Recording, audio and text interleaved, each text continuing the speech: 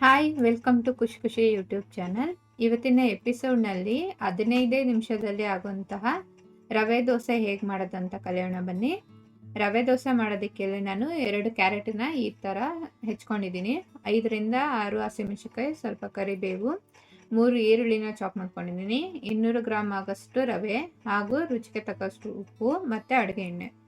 ಮೊದಲಿಗೆ ಒಂದು ಬಾಣಲಿನ ಇಟ್ಕೊಳ್ತಾ ಇದ್ದೀನಿ. ಬಾಣಲಿ ಬಿಸಿ ಆದ ನಂತರ ಸ್ವಲ್ಪ ಆಯಿಲ್ ಹಾಕ್ಕೊಳ್ಬೇಕು.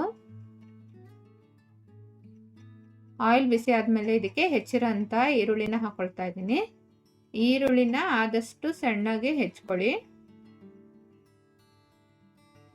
ಇದನ್ನ ಕ್ಲೀನಾಗಿ ಫ್ರೈ ಮಾಡ್ಕೊಳ್ಬೇಕಾಗುತ್ತೆ. ಈಗ ಇದಕ್ಕೆ ಹಸಿಮೆಣಸಿನಕಾಯಿ ಹಾಗೂ ಕರಿಬೇವನ್ನ ಸೇರಿಸ್ಕೊಳ್ತಾ ಇದ್ದೀನಿ. ಇದನ್ನ ಕ್ಲೀನಾಗಿ ಮಿಕ್ಸ್ ಮಾಡಿಕೊಂಡು ಇದನ್ನು ಫ್ರೈ ಮಾಡ್ಕೊಳ್ಬೇಕು ಆಯಿಲ್ನಲ್ಲಿ.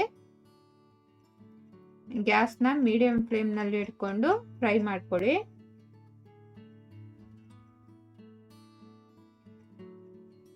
ಈಗ ಇದಕ್ಕೆ ಸ್ವಲ್ಪ ಉಪ್ಪನ್ನ ಸೇರಿಸ್ಕೊಳ್ಳೋಣ.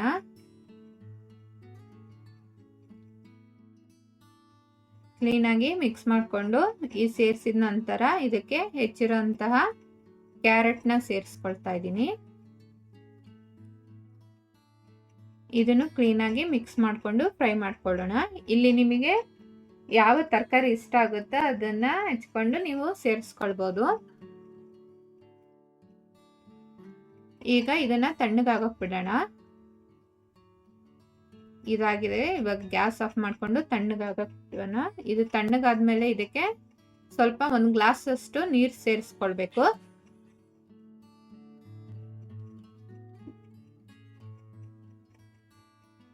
ನೀರು ಸೇರಿಸಾದ್ಮೇಲೆ ಇದಕ್ಕೆ ರವೆನ ಆ್ಯಡ್ ಮಾಡ್ಕೊಳ್ತಾ ಇದ್ದೀನಿ. ನೋಡಿ, ಇಲ್ಲಿ ನಾನು ಒಂದು 200 ಗ್ರಾಮ್ ಅಷ್ಟು ರವೆನ ತಗೊಳ್ತಾ ಇದ್ದೀನಿ. ಕ್ಲೀನಾಗಿ ಮಿಕ್ಸ್ ಮಾಡ್ಕೊಳ್ಬೇಕು. ಈಗ ನೀರು ಸಾಕಾಗಿಲ್ಲ, ಹಾಗಾಗಿ ಮತ್ತೆ 1 ಗ್ಲಾಸ್ ಅಷ್ಟು ನೀರನ್ನ ಸೇರಿಸ್ಕೊಳ್ತಾ ಇದ್ದೀನಿ.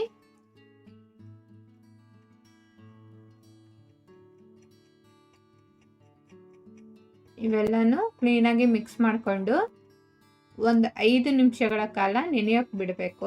ರವೆ ಎಲ್ಲ ಸಾಫ್ಟ್ ಆಗೋವರೆಗೂ ನೆನೆಯೋಕೆ ಬಿಡೋಣ.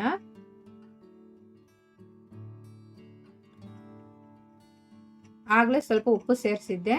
ಈಗ ಸ್ವಲ್ಪ ಎಷ್ಟು ಬೇಕೋ ಅಷ್ಟು ಉಪ್ಪನ್ನು ಸೇರಿಸ್ಕೊಳ್ತಾ ಇದ್ದೀನಿ. ಕ್ಲೀನಾಗಿ ಮಿಕ್ಸ್ ಮಾಡಿಕೊಂಡು ಇದನ್ನ ಒಂದು 5 ನಿಮಿಷಗಳ ಕಾಲ ನೆನೆಯೋಕೆ ಬಿಡ್ತಿದ್ದೀನಿ.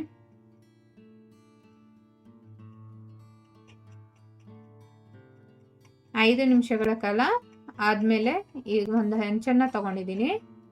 ಅದು ಬಿಸಿಯಾದ ನಂತರ ಅದಕ್ಕೆ ಸ್ವಲ್ಪ ಆಯಿಲ್ ಅಪ್ಲೈ ಮಾಡಿಕೊಂಡು ನೋಡಿ ಈ ರೀತಿಯಾಗಿ ಹಾಕೊಳ್ತಾ ಇದ್ದೀನಿ.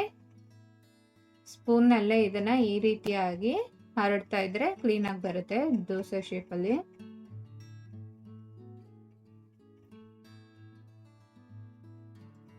ಸುತ್ತ ಆಯಿಲ್ ಹಾಕೊಂಡು ಮೀಡಿಯಂ ಫ್ಲೇಮ್ನಲ್ಲಿ ಇದನ್ನ ಬೇಯಿಸಬೇಕಾಗುತ್ತೆ 2 ಸೈಡು.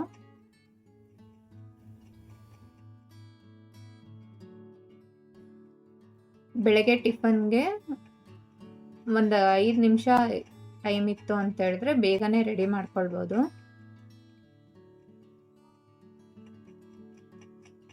ತುಂಬ ಈಸಿಯಾಗಿ ಹಾಗೆ ತುಂಬ ಟೇಸ್ಟಿಯಾಗೂ ಸಹ ಇರುತ್ತೆ ಇದು. ಇದಕ್ಕೆ ಸೈಡ್ ಡಿಶ್ ಏನು ಬೇಕಾಗಿರಲ್ಲ, ಹಾಗೇನೆ ಚೆನ್ನಾಗಿರುತ್ತೆ. ಮಕ್ಳಿಗಂತೂ ತುಂಬ ಇಷ್ಟ ಆಗುತ್ತೆ. ನೋಡಿ ಈ ರೀತಿಯಾಗಿ 2 ಸೈಡು ಕ್ಲೀನಾಗಿ ಮೀಡಿಯಂ ಫ್ಲೇಮ್ನಲ್ಲೇ ಬೇಯಿಸ್ಕೊಳ್ಬೇಕಾಗುತ್ತೆ ನಾವು.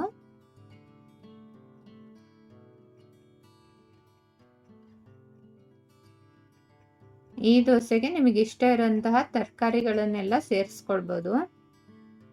ಹಾಗೆ ಸಬ್ಬಕ್ಕಿ ಅವನ್ನೆಲ್ಲನೂ ಸೇರಿಸ್ಬೋದು. ನೋಡಿ ಈ ರೀತಿಯಾಗಿ ಮಾಡ್ಕೊಳ್ಬೇಕು.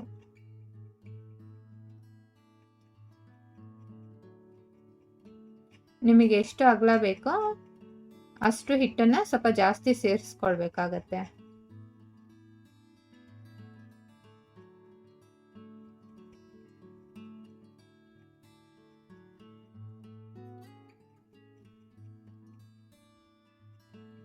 ನೋಡಿ ಆಯಿಲ್ ಸೇರಿಸ್ಕೊಂಡು 2 ಸೈಡು ಕ್ಲೀನಾಗಿ ಮೀಡಿಯಂ ಫ್ಲೇಮ್ನಲ್ಲೇ ಫ್ರೈ ಮಾಡ್ಕೊಳ್ಬೇಕಾಗುತ್ತೆ ನಾವು. ಕ್ರಿಸ್ಪಿಯಾಗಿ ತುಂಬ ಚೆನ್ನಾಗಿರುತ್ತೆ ಈ ದೋಸೆ. ಕಡಿಮೆ ಇಂಗ್ರೀಡಿಯೆಂಟ್ ಸೇರಿಸಿ ತುಂಬ ರುಚಿಯಾಗಿ ಮಾಡ್ಕೊಳ್ಬೋದು ಇದನ್ನ.